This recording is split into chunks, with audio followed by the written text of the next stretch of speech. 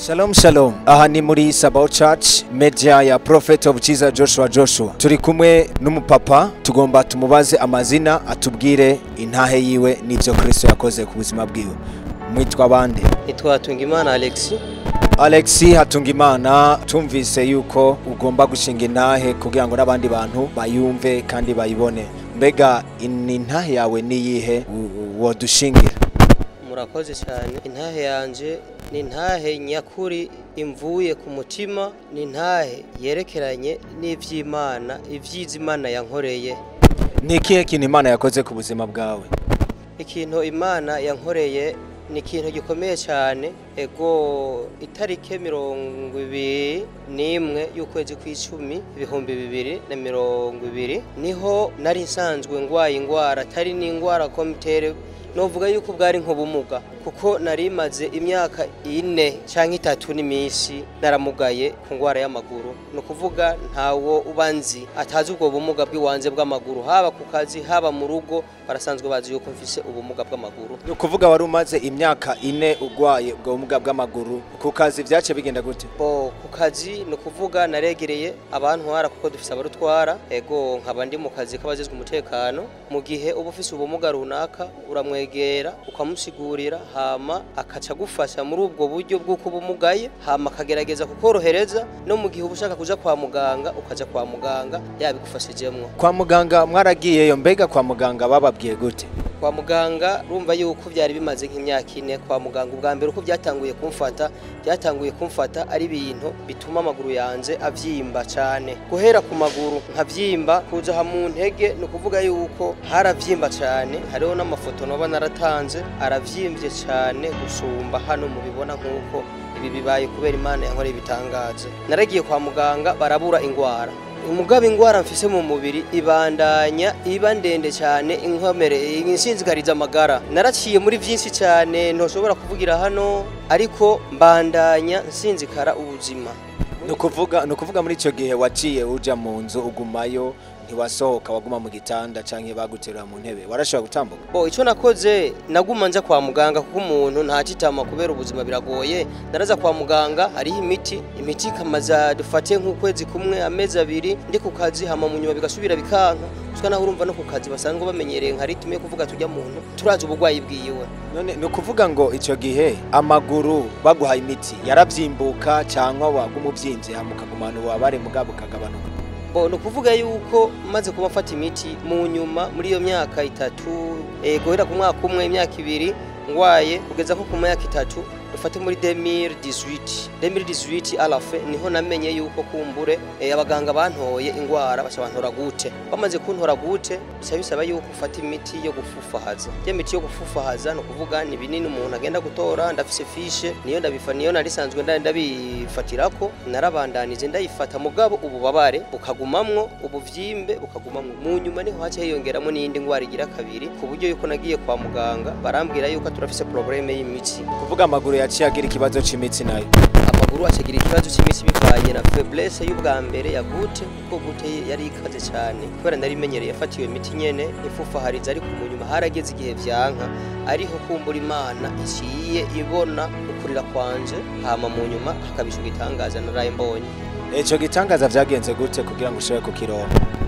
Igitangaza uko vyagenze, niba umuntu hajya bavuga ati Imana ifise inzira zirenga 1000 shobora kwigaragarizamwo. Nari mfise telefone, iyi telefone za Android, niho nagwa kuka bajya bakina amareresi, bajya bagasore bande ngwa rero ku kiganiro cy'uwo bita Izahake afise Aiza TV, ariko arabaza umumama umwe arahakina muri bajya bakina bisangamani yitwa Jojo, amubaza ukuntu vyagenze kugira kiri ingwara kuko bavuze yuko bari bamuhaye ishano. Niho ndagakwirikiranye ndakurikira neza, ndumviriza ukuntu yagiye kwa Profete aremvye, barerekana mu rusengero, hano mu rusengero ukuntu binjiye hano. Abaprofete aramubaza ukuntu agwaye, hama aramubwira ivyo ari byo, hama aramusengera. Daire yatoye amazi arayasengera, arayamuharanywa, aravuga ati iyo shano baguhaye iraheze, ati genda. Hama numva rero Jojo ashingira intahe umenyesha amakuru bari kumwe Izahake. Basi bigenze uko rero hajya kuri tableau haba hariho nimero batanga bandikako ku buryo yuko umukeneye uwo Izahake ushobora kumutelefona. Ndazitora ndabitoye aho oye nari ngwaye nari maze prido demo ndi mu nzu amaguru yaravyimbye vyaranse na ya miti mpaye ndari nayifata mugabo simbone evolution kuvuga vyahavuye bitera biba grave gushika yaho rero wicara mu nzu ego mu nzu kabisa ahana n'ubu tuvugana mfite indwi zibiri ngarutse ku kazi rero umaze kubona iyo ico gishinga nahe kuri televiziyo ego izo nimero ndazitoye ca ndamwandikira izo hake nasanze ndazize muri telefone boraniza WhatsApp mbonyereza WhatsApp izo hake ca ndamwandikira ndanamusira no ndanamuvugisa no kuri audio acarambwira kubera namubajije ati nabonye uri kuragira ikiganiro Jojo umubaza ukuntu yakize asharavuga yuko wewe kuko byaratangaje benshi silver ko twayibonye twaratangaye kuko Jojo kuno yaraza aremvye no kuntu yatashe ameze ni ibintu bitangaje cyane iza hake rero cyaravuga ati hari abantu bavuga yuko kumbure kubera musanzwe mukina ibintu by'amareresi uwo wagomvye kuvyerekana yuko kumbure uri kuravugwa kukugira bibonekane yuko byo bari nk'ibikino wakinye nawe aravuga toya ati ahantu nasengewe Jesse nari ndahazi tino mu frere yahantwaye kubera abona ndemvye ngezeho acaranyakira umuprofete intumwa y'Imana hanyuma iransengera hama umenye sama kurashobora mubaza ati none ubukugeza ubuyumva gutaravuga ati narakize umva je maze kuba numva ivyo nta shobuza kumbure nanze nashobora kumurondera we wavuga ati ko numvise uwundi muntu yakize nanje reka ndondere kugira ngo showe kuja gukira iyi ngwara maranye imyaka irenga 3 yego cyane kuko urabona umaze kubona yuko ni n'umuntu w'Imana intumwa y'Imana no profete ukuravuga ati profete ni intumwa y'Imana reka rero nanje ko byananiranye kwa muganga mfufahaza bigagira gute baguma bigirane reka nigire mu maboko y'Imana iza hake ndayitoye nimero ndamuvugisha acarambwira ati bo inimero za profete ntazo noronka ati mugabo reka ndaguhiza Jojo arashobora kuziguha bo arahijimiza Jojo hama Jojo azimpaye nagize kuri funani muri telefone mbona za WhatsApp niho nashenda muvugisha kurabona bajya n'abantu bakina ibintu by'amanuje umuntu atazi ndanamwisigura ko ndavuga ati jewe nshaka ubufasha aho wivuje uwagusengeye nanze zansengere kuko je nanze ndafite ubumuga bw'amaguru kandi maranye igihe uko wakize wewe kandi nabona yuko wari grave par rapport yanje je nanze nokira acaravuga ati inimero naho no yigwa ya pasteri Joshua ntaco yo havi kumarira kuko yakira abantu benshi ati mugabo ndayiguha ati gusa iciza nuko woza kuri Facebook page yiwe wandike ko kugira uyibone iyo page yiwe wandike ko Prophet of Jesus Joshua ati tubona page yiwe ati page yiwe tugenda kuri notification uklike ko j'aime ati uzohora ubona ivyiwe ati kandi hajya nyene kuri ya page yiwe hariko nimero yo telefone uzibona asharazimbarira muri audio yongera nonongera nuguruye ndabigize nkuko yabimbwiye kuri page yiwe cyandazibonako entreta rero sinashimye ku mutelefone nawe ntuze profete naciye nkwirikirana kubera nagize j'aime kuri page yiwe naciye nguma nkurikirana ibiganiro vyiwe aho entreta nuko nari maze kuronka kamitende kuko navuye yo samedi uva he mva muhira bitwa yuko nari maze amezi 2 ngwaye yonsa kamitende kubona navuga ati nakundi reka uraza abantu aho wari wamaze gutangura gukurikirana na Prophet of Jesus kuri page oya namukwirikiranya ari uko kumbure nakaboneye kukaza ku cinema aho ganuka cinema bariko baramubaza ntuzi ukuntu yakize cyangwa ndaba ivyiwe kuko urabona ugiye kuri page yiwe umaze kubugira j'aime umwanya wose biguma bibonekana cyambona ariko aragira ikiganiro ari mu muduga ariko rasigura ivya mercredi loventeye ukuntu azoba ari kumwe n'abantu ukuntu akunda abantu ukuntu Imana yamutumye ukugira agerageza atangaza Imana yukiriho kandi Imana ikiza agerageza asigurira umuntu ati n'umuntu wese yoba agomba kumva neza yuko kumbura Imana itabaho azabone yuko Imana ibaho ati ku munsi wa gatatu guhera isaha 3 zo mu gitondo kugeza isaha 10 z'umugoroba azoba ari kuri televiziyo ati bese bazokira maze kuba ndavyumva ndavuga ati okay azoba ari kuri online nanze nzoba mfite telefone ndose namukurikirana hamico nkora ntanga umutwaro niho hagira mu gitondo hagize mu gitondo nditegura aratagura arasenga hanyuma ndaguma nkwirinda kurikirana ndatanga umutwaro wanje ku nimero bari batanze za WhatsApp ndandika umutwaro wanje ndarungika n'ifoto ifoto yo kungene wari umeze ico gihe ego amaguru ukuntu yari ameze hanyuma ndungise ifoto ukuntu amaguru yari ameze ko nari ifoto yo ku maguru ndungika n'ifoto yiwanje passport kugira babone wari we niho yasasoma ku mutwaro wanje ntanze acaransengera barawumusomeye hama nawe acaransengera ego hari uwanditse message Ego. ifoto yiwe iri kuri screen ego yanditse ngo shalom shalom daddy nongeye kubasaba ko nanje munsabira kubohoka ku mutima no ku mubiri kuko mfise ubugwayi bw'amaguru kandi ndabumaranye imyaka irenga 3 naripimishije barabura kuri screen yashirashira ko n'amaresulta kanaka barabura ingwara kwa muganga mu nyuma bantora good ndafata imiti yo gufufahaza kuko bambwiye ko idakira mu nyuma haci havyimba amaguru yose n'ubu amaguru yanje afise ubumuga budasanzwe ku buryo ataco ndayakorana no kwa muganga barambujije guhagarara umwanya muremure amen niyo maguru tuko turabana kuri screen ego in the mighty name of Jesus you the enemy I command you to release in the mighty name of Jesus ayo maguru abaye mazima in the mighty name of Jesus ingomezi zirakugarutsemwo in the mighty name of Jesus thank you Lord arakize ansengeye nari nicaye ku gitanda niho numva novuga yuko ari nka mwemu yera novuga yuko ari nk'Imana hajya bavuga ati Imana ya Prophet Joshua nta nkekiri ni Imana yiwe ariyo Mana yacu ariyo Yesu Kristo umukiza n'umucunguzi jewe nicaye ku gitanda naciye numva yuko notanga akaroro nka kujya ko umuntu ariko arajya uriko urabufungura umusheri hama ugahekenya ibuye urabona kujya kuntu ubibona ku mubiri uhekenya umusheri supply utabibona ndabona ndamerereje umubiri wose jewe narimaze nk'imyaka irenga 2-3 nkaza kuri toilette yo hasi makana koreza toilette ya siège mu gihe ntayironse byangora gose ni kuvuga position d'accroupi bijya bita mu kirundi gucunya je wanje ntavyo nagira muri ico gihe maze gufukama numva yuko kumbure ngiye gufukama maze gufukama imbere y'igitanda ndumva birankundiye hanyuma mu nyuma numva ikintu ku mutima kikigumbagumba novuga hajya bavuga ngo amonsozi y'umugabo atembaza mu nda je vyaranse yuko yoza no mu nda ndumva yuko nicaye ku gitanda nareje nyine nakonda kurikirana mugabo nza numva ikintu kiturize ku mutima nyine cya monsozi ndarira biranka yuko kumbure nizibira maze gufukama ndumva yuko kumbure amadulere aheze hanyuma ico nakoze naragize nk'agagira plus de 3 fois mpaye ndagira dufate nka exercice ego marche do canare kuko naho nahora ngira nahora numva ati kumbure ivyo nashiyemo mu misi yahera narabisezereye ubu kubera ubumuga ndumva yuko bisobotse cyansokaho narindi mvaho narindi kubwo umunezero mugabo na monsozi mu maso entre tabo dukorana ku kazi bo bari hanze mu byabo bari mu biganiro nyene by'akazi kubera ico gihe urabona yari konje niho naca mpamagara umwe muri bo ati ndagusavye ingo baranambaza ati habaye iki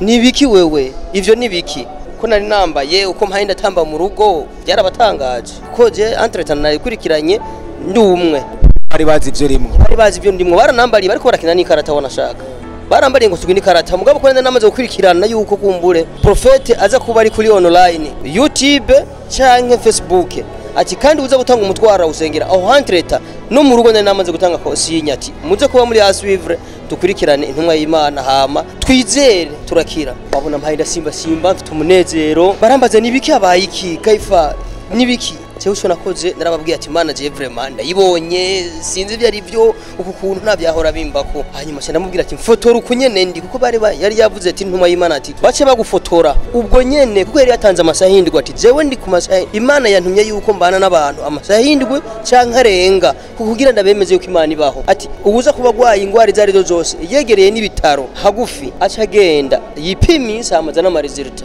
jewe ndifotoza ndasubira ndarongika ifoto ndandika ati nahe hari ibintu binsikiye vraiment hahora ngira mbonye Imana irankoreye igitangaza nuko intahe yanze ibigenza uko cyama ntangazwe n'ubuhenga Imana ibyiza Imana inkoreye kugezana n'ubu numva ameze neza numva ku mutima ameze neza ntangorane nimwe ego tukuravye turabona yuko n'amaguru ntavyimvye amaguru ibirato niho warashobora kwambara ibirato entreta nk'ibi birato turabona nk'izi moriere ibi ni ibintu ntashobora kwambara kuko hano haba haravyimbye hagera igihe akavyimba cyazimbuka rero ubu kugeza ubu none ntumubona yuko nambaye ikirato ego hanyuma ku kazi naho bavyifashemo gute umuryango wavyakiriye gute umuryango wanje wavyakiriye neza cyane namashimwe ku Mana namashimwe kuri Prophet namashimwe novuga sinzi nikirenga cy'amashimwe kuhora Imana yaje ku kazi naho bimeze gute no munsi bakubonye ntibakubanze vyakubayeko ku kazi entreta kubera aho dukorera na hantu hari ferme bivanye nabo twari kumwe barabonye ibyo ari byo kuko narabasiguriye no mu nyuma yaho n'abatari bahari narabasiguriye kuko urabona umugwayi waguke hariho ibintu ababuzizwe kurya dufate nka je barambujije inyama, barambujije ibiharage, barambujije ivoka, barambujije ibiyoba, barambujije ibiharage sirtu vyumye. ariko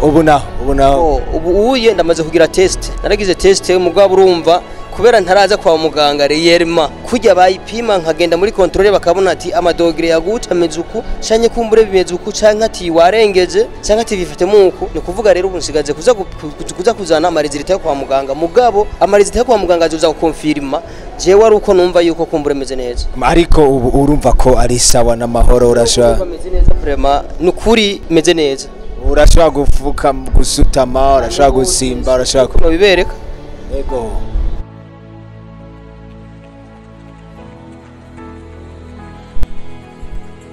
iyi position ukaba ufise nk'amafaranga dufata ari abona naho yoba ari nk'umuriyoni cyangwa miliyoni irenga n'amahera menshi cyane ukavuga ati uko nyene uri ataso wifadikije uhaguruke ati hamuyatore ni gwawe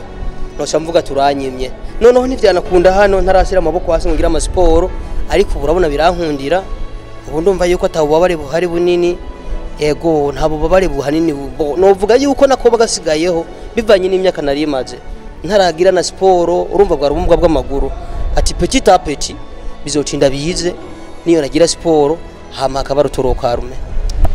Ego Alex nigiki wobwira abantu bashoboye gukurikirana intahe yawe? Icyo no babwira nuko iyi ntahe ari ntahe jewe imvuye ku mutima bivanye n'ubumuga nari mfise n'igikogwa n'ico mbona Imana yankoreye nukuri no babwira yuko Imana irashoboye. Ati Yesu aracakora n'ubu. Yesu aracakora. Ndasinzi ntahe Yesu aracakora kuko naramwiboneye amaso mu yandi yarankoreye na nubu ndavuga ati ahangame ku ngoma. Ego hanyuma